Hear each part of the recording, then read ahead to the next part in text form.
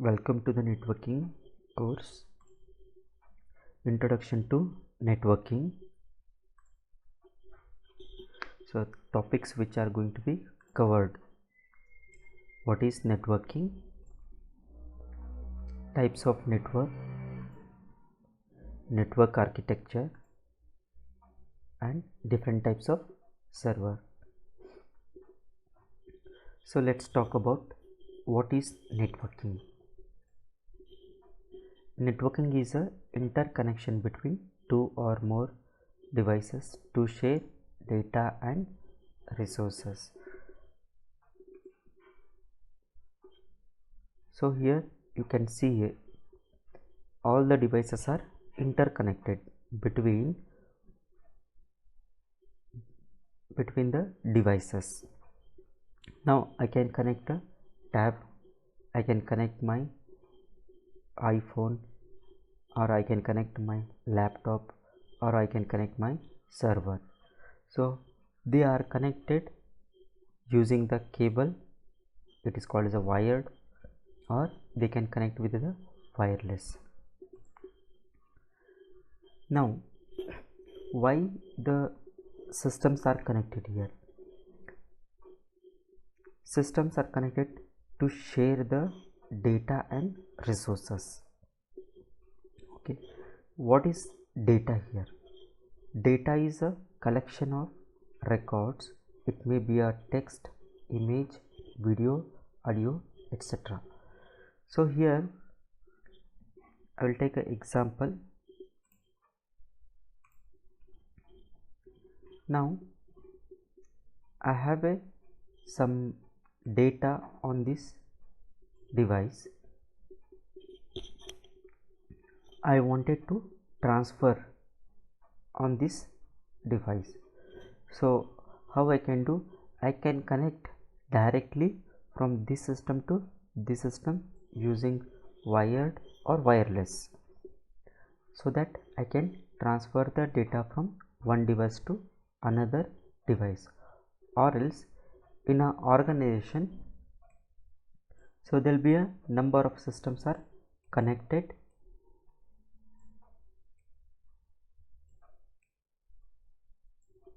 to the central device called as a switch or hub. Each devices are connected to switch. Let's say this is a switch. So if from this system I wanted to transfer the data to this system, so I'll be sharing the data over here. It can be accessed anywhere in the network, either here, or here. So this is how the systems are connected, and for what reason they are connected? To share the data.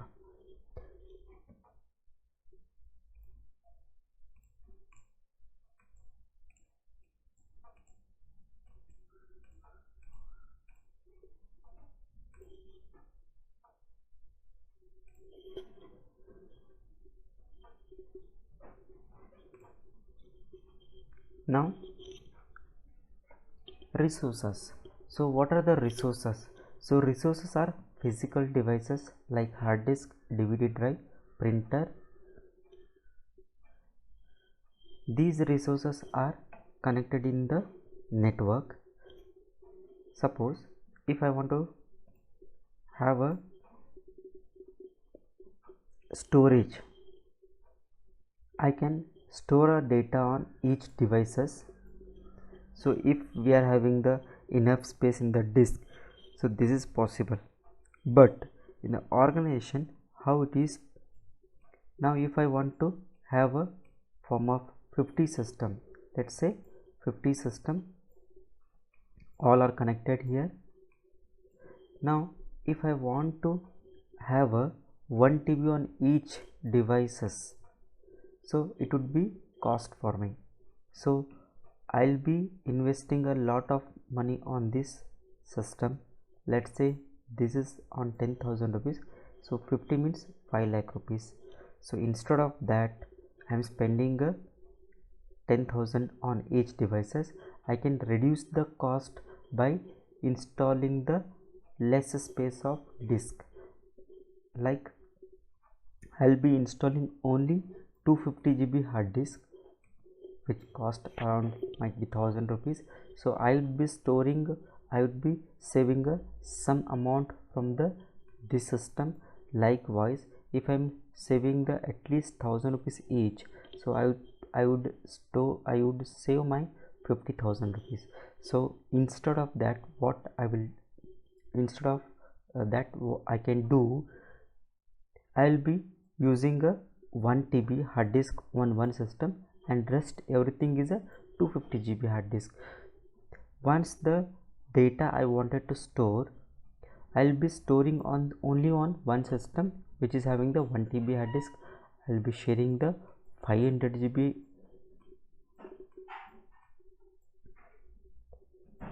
GB data to store on this system in the network. So any one system can share here and access this disk space. So this is what hard disk sharing. It's a physical device I'm sharing from this system to everyone. Similarly, if I want to have a DVD drive, so earlier days we were using the DVD drive. Nowadays we are using, everyone is a pen drive. So that is the reason we are having the less usage of the DVD drive.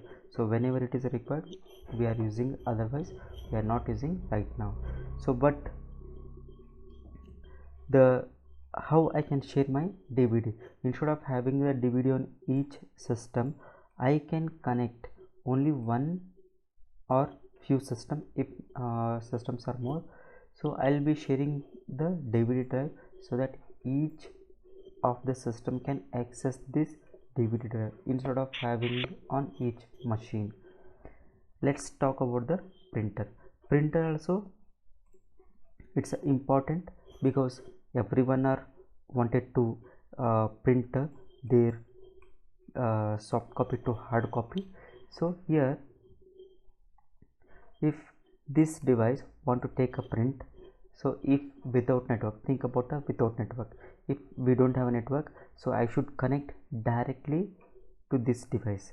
So instead of that, what I can do, I can connect directly to the network. So there are two types of printers are available. So one printer which I can connect to particular system, and this printer I can share in the network. So what happened, this device also can access this printer because this is connected in the network. This is called as a shared printer. If I am connecting the printer to the switch, so that is called as a network printer. So anyone can access here.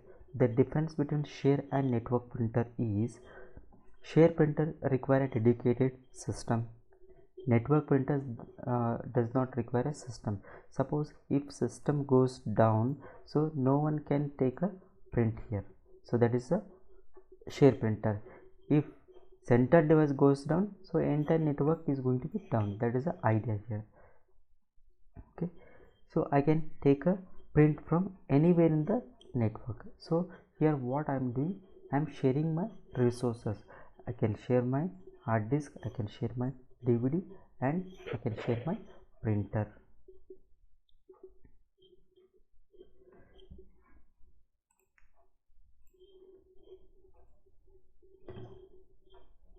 Next, types of network. Networks are categorized based on the geographical distance. So they are LAN, that is local area network, metropolitan area network WAN, wide area network WAN, personal area network PAN, wireless area network WLAN, and storage area network, campus area network. let's talk about LAN.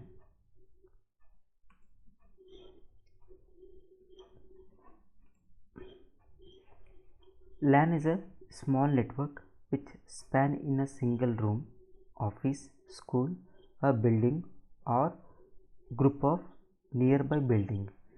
That means I can connect two or more devices connection in a single room, or it may be an entire office, it may be a first floor, entire second floor, or the entire building, or it may be a one building to another building. So here systems are connected in the small area, so which will be not more than 100 meter. So the data transmission in this type of network is faster. LAN is a faster than other network because it's short distance within 100 meter. Suppose if I wanted to connect a network which is having around one building to another building, if it is a far from 100 meter, so in between we are using the terminator, in between we are using the transmitter.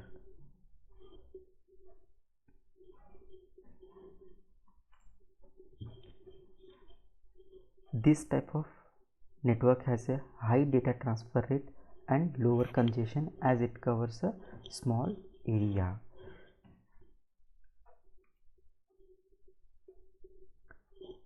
Next, metropolitan area network. MAN is larger than LAN and smaller than WAN. It's a bigger than of the LAN. The distance of MAN is 50 km, which span around city to city. The office which has many branches in a city is the best example of MAN. So if I am having the different branches in the same city, so I can go with the metropolitan area network, MAN. So I can share my data from one network to another network or one branch to another branch. So the best example of this is a bank. You can say there will be number of branches in big cities.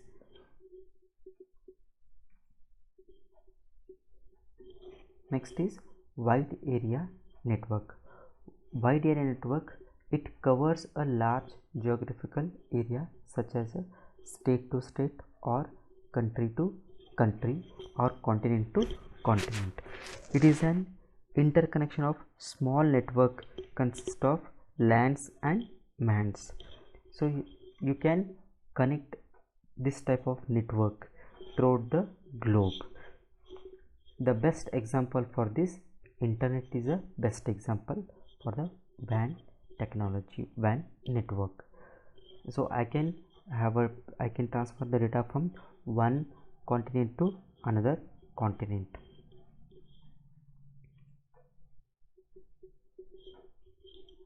Next, personal area network, which connects mobile to computer or laptop.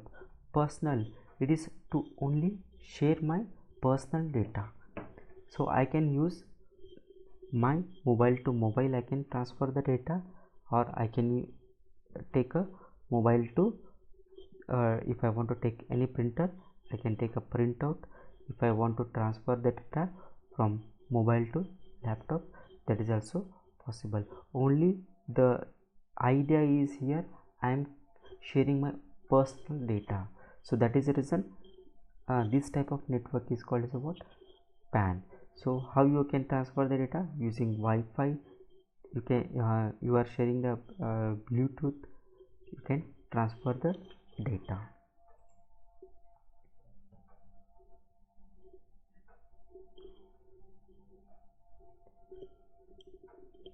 So next, so we are having a one more network, so that is CAN. Campus area network is nothing but it's a unique, it's a specified area. So in this type of network, the area is specific. For example, your college campus. So if you enter into the college campus, so you can access the network of your college. So that is called as what? Campus area network. The area is what? It may be 100 meter, it may be a 200 meter. It's depends on the specific area, your geographical distance. One more example, you can go to the railway station, you will have a access of the internet. That means you can access that network within that area. Or you can go to a 5-star hotel, there also you can get a network. You can access only that network within their area premises. Okay, so such type of network is called as what? Campus area network. And the next type of network is SAN, storage area network. The storage area network, it's let's talk about later. So this storage is nothing but we are connected a network, so which stores the data. So I can access the storage in the area. So wherein my office having the storage here, so I can store my all data here nearby places. So to only store that data, we are using the such type of network.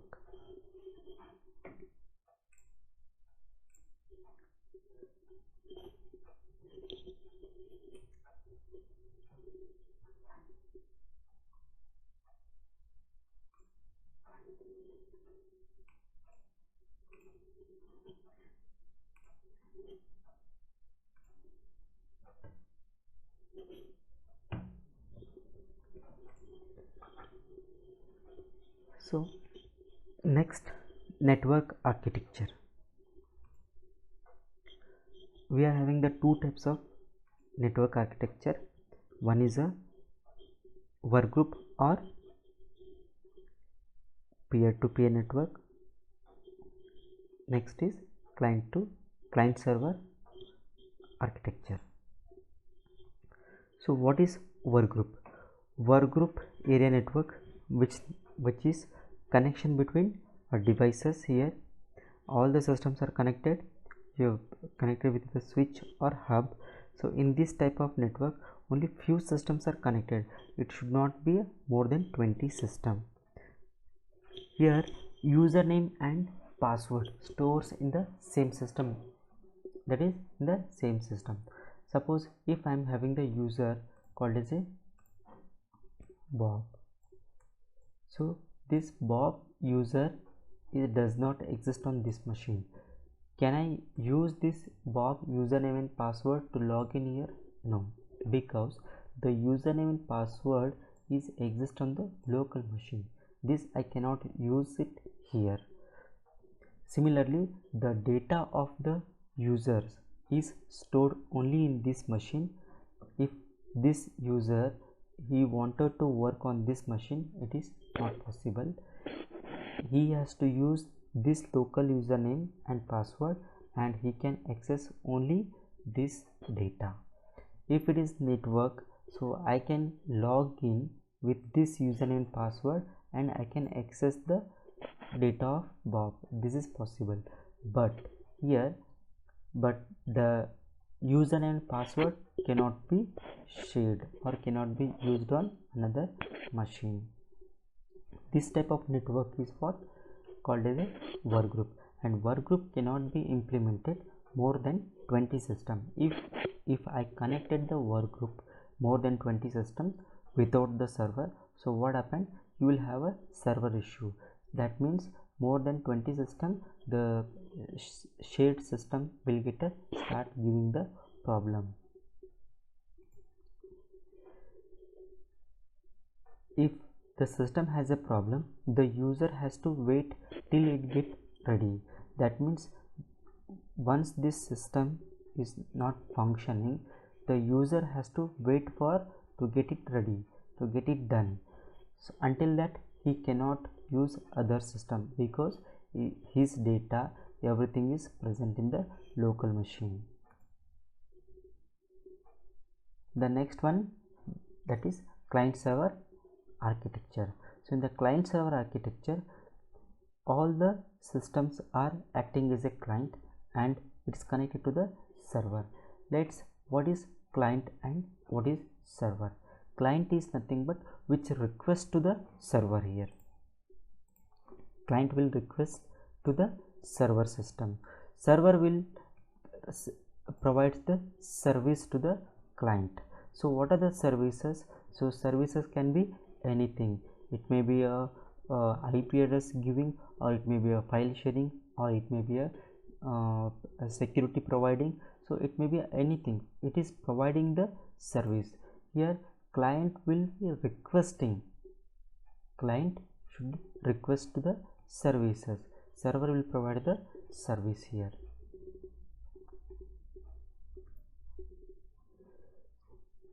The username and passwords are stored in the server, not on the client machine. So if I am creating the user in the server Bob and password is a password, I can access this. I can use username and password and I can log in either here or anywhere in the network. So this is called as a what? Client server architecture. I can log in anywhere. I can access my data from any one of the systems. Suppose if this system is not functioning, I can sit on other system and I can start my work. I need not to wait for any other to access my data. I need not to wait for to get it ready.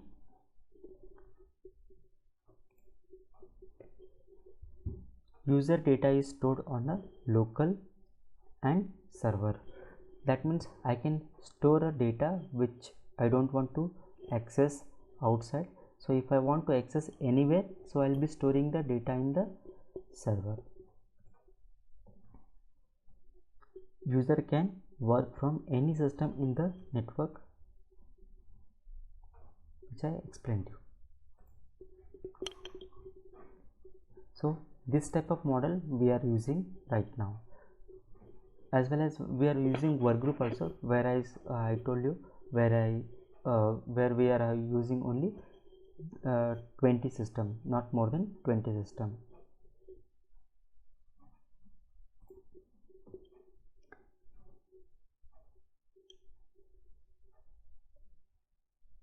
Next one is types of server. So you understood what is server, correct? So server which provides the services. Here I can have a server with the different services.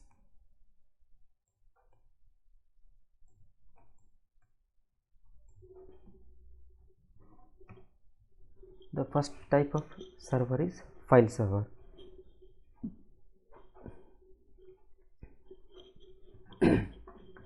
File server which provides me files to access from one system to another system.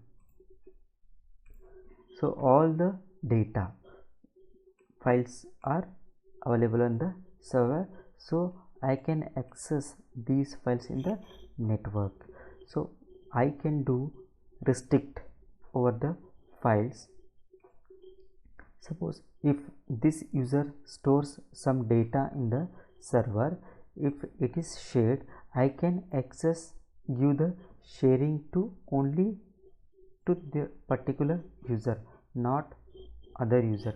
In the server will be having the more number of users are stored in the server. I can give only a single user or a particular group of user If a company having a different department, I can give the restrict, or I can give the access to only particular department. Let's say sales department, they shouldn't access other department, that is account department. So account department can access only accounts data. Sales department, they should access only sales data.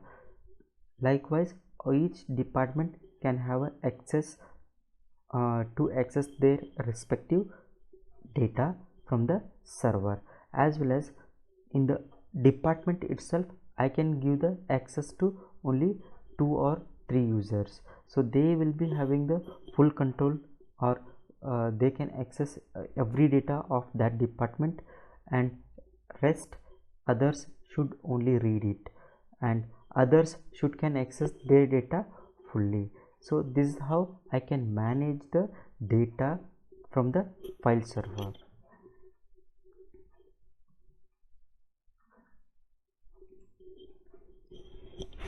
Next, application server.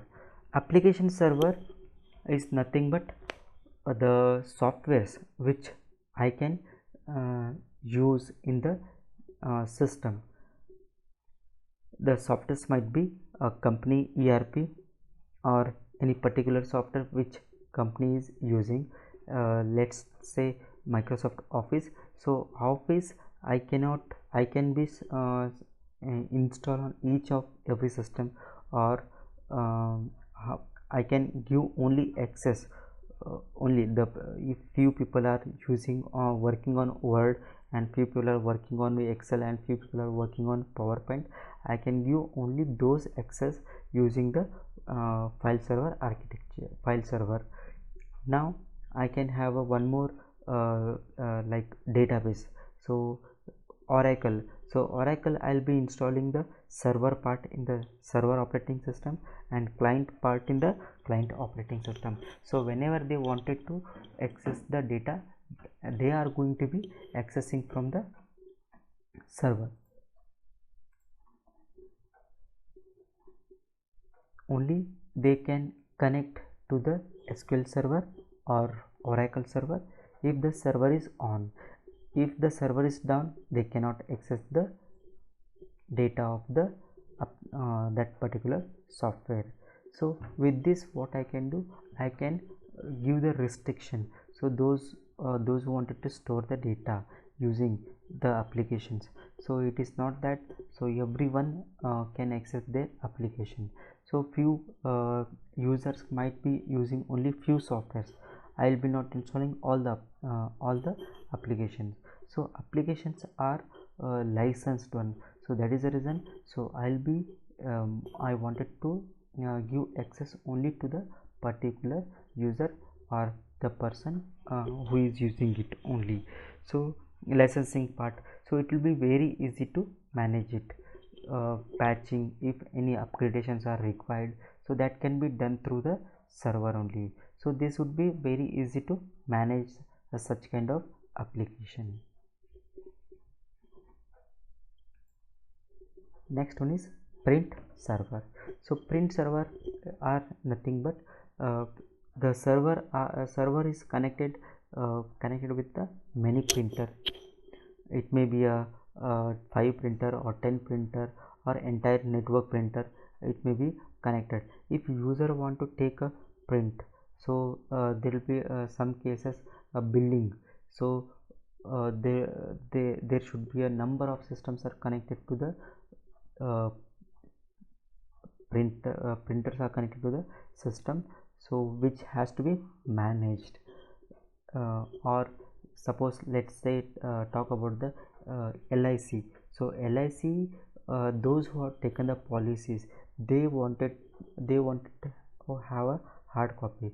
So around 1 lakh, 10 lakh or 1 crore print they should provide to each of their client. So here what happened, once the printing machine is started, so sometime the printer get jam, or paper get jam, or ink might be empty, such type of situation, again the printer has to be stopped. Instead of that, you can connect many printers to a particular one server, so that is going to be managed. If and we can have a priority basis also, I can print it. So this is how I can manage the print server. Next one is DNS server. DNS server DNS stands for domain name system. So this is the most important server here. We can the DNS converts the name to IP address and IP to name. When I'm talking about the network, so I need a important thing, that is a IP address. Each and every system must have a one IP address to exchange their data. Without this it's not possible. So we'll discuss what is IP address and everything. Just I will give one example. Suppose if I'm having the IP address 192.168.10.1 to this system, and 10.2, 10.3, 10.4. so these are the IP address assigned to the particular system. Now let's talk about 10.4 system want to access the 10.1, that is server. It should access through this number only.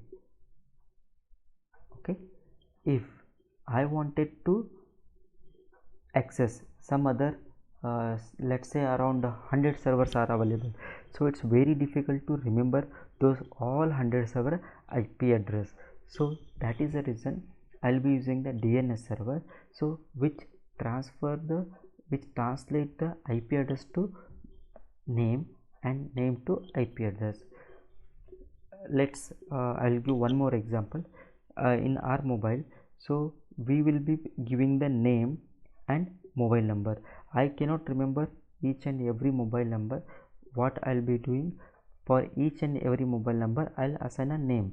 I can remember my all 50 friends or 100 friends name instead of their contact number, instead of their mobile number. Similar way, I can assign each IP address to server name, so that I can access. Let's talk about file server or print server. Okay, file server I can remember. I wanted to access the data from file server, I can remember the file server, but I cannot remember the file server IP address.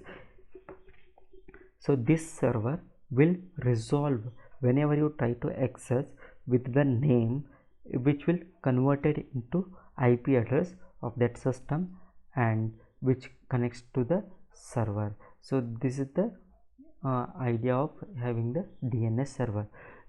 In sometime you may remember only number, you may not remember the name, so this is also possible. It is called as a reverse resolution, where if you provide the IP, so which is going to be converted into the name.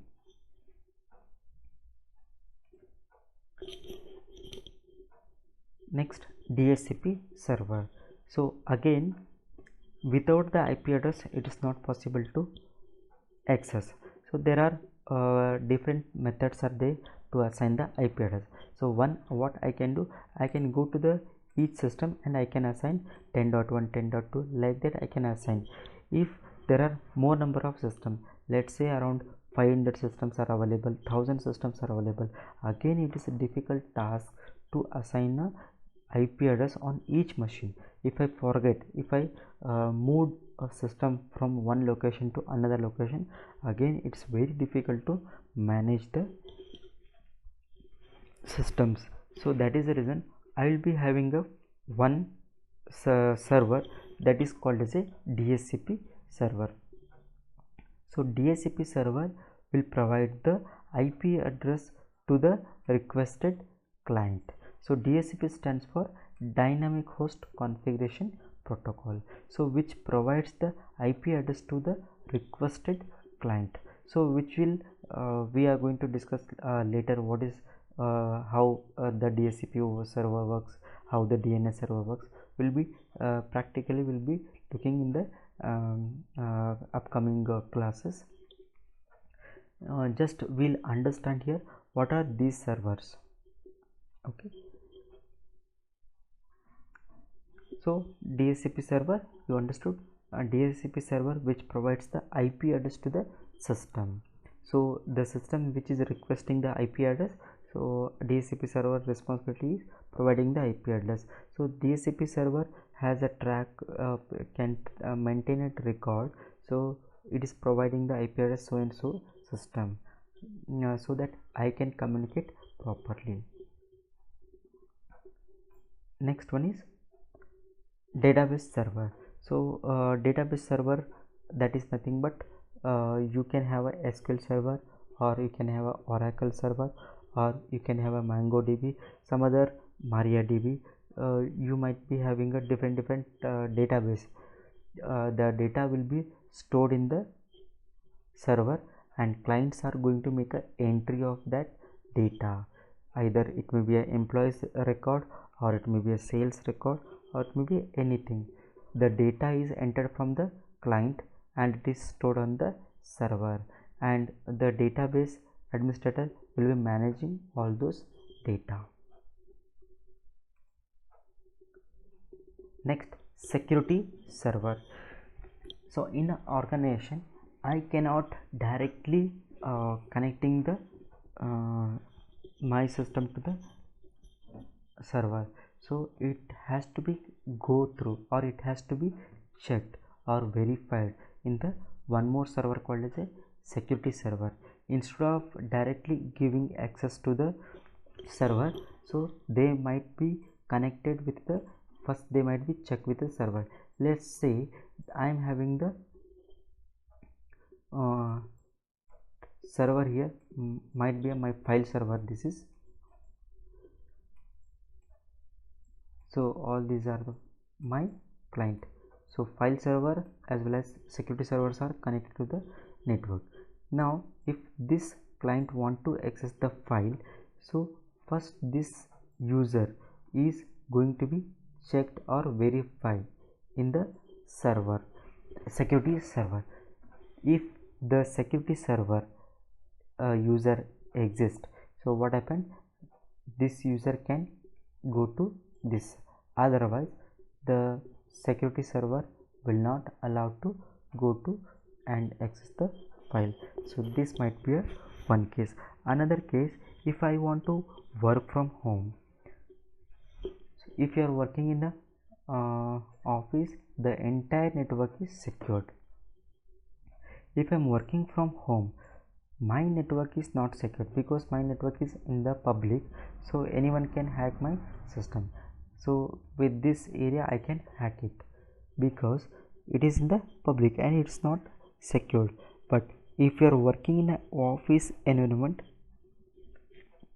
that is a secured way to access the data.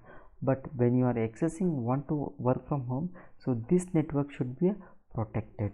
So what happened, I'll be connecting the first into my security server. Security server will give the one security from to this, from your network to till the company network, so that you can access the data of the company data even though you are sitting in house. So this is what is called as a security network, security server.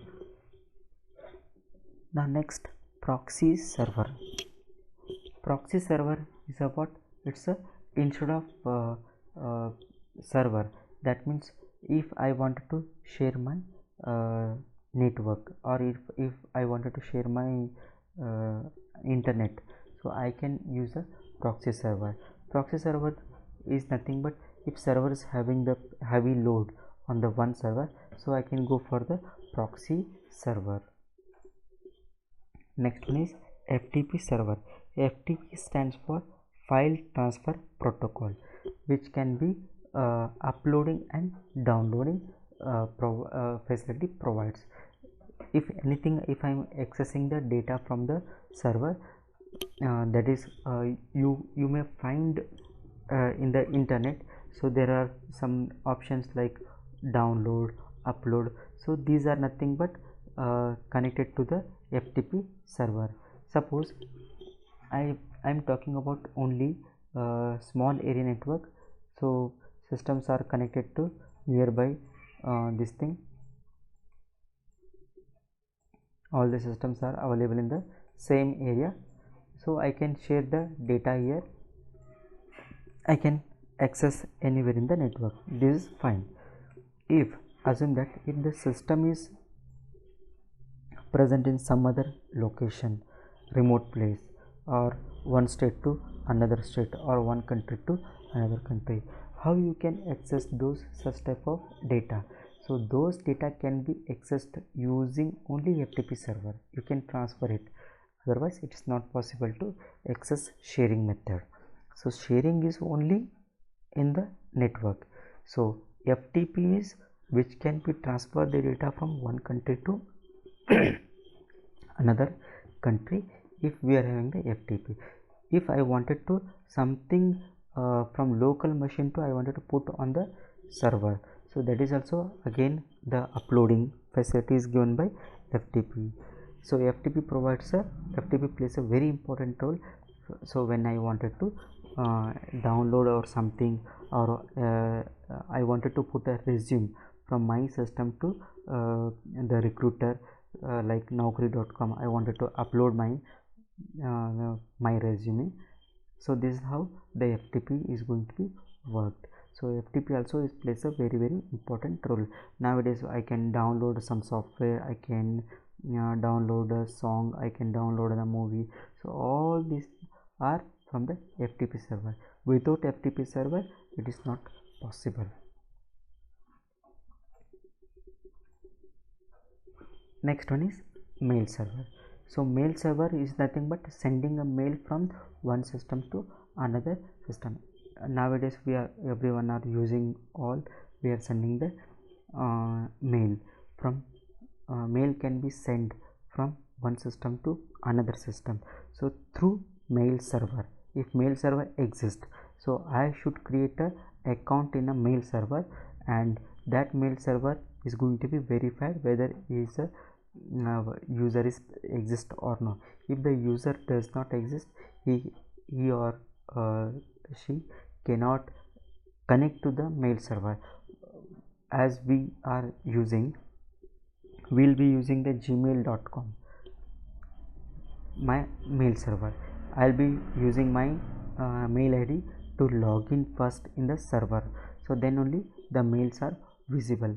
I'll be sitting at my client place, and I'll be sending the data. Next one is web server. Web server is nothing but to access the web page or to host the websites. So we need a web server. So what is website? So website is a collection of our data. It may be a text, audio, video, or anything like gmail.com or google.com. These are the web pages. We can read a newspaper also. All these are the web pages. So these pages are hosted from the web server. So without the web server it is not possible to access the web sites. So there are n number of web sites are available. If each and every websites are hosted from the web server, so who can access, who will be having access? So website might be a secured web pages or non-secured web pages also. If HTTPS, any web pages which is started with the HTTPS, so that page is secured. That means that entire page cannot be hacked, that entire page content cannot be modified. If only HTTP is appears, that means that page can be in between, I can access, and I can change the content of that web pages. This is how the web server works. So I hope understood that. So you are understood the different types of server. So because of all these servers are most important in organization. Some might be using a file server, or few might be using the FTP server, or few might be working on a DSFP and DNS server. So it's all about the our requirement. The organization requires what are the types of server. So these type of services can be provided by a single system. I can install all these services can be provided by the server. One single server can be implemented all these types of services. But the only question is, it depends on the how many clients can access all these servers. It depends on that. If I am having the 50 user who are accessing, my server should have a capable to provide us all the services to all the 50 server. If I am having every services in a single system, what happens? Server it cannot perform the may not give the fast access, or you can say it may be a few services are accessing fast, few services are accessing very slowly. Instead of that, what we can do, we can have multiple servers, two or in if it is a big organization, big enterprise level, so for only file server they will be having the 5 to 10 servers. If the database server, they might be having the 100 to 50 database server only. So this is how depends on the client accessing. If 1 lakh customers or 1 lakh users are accessing, we need a more number of server. Depends on our requirement, we can do. If it is a small organization, I can have one single server. I can have 2 or 3 services in the same system. So review of this session, we understood what is networking, and we also understood types of network, that is LAN, MAN, WAN, PAN, CAN, SAN, and we discussed about what is work group and what is client server model. So this is most important, and different types of servers. So these all are the what a basic of network, so which I have covered. I hope you understood and enjoyed this class. So I am going to end this session. So we'll be again we'll meet on the next session.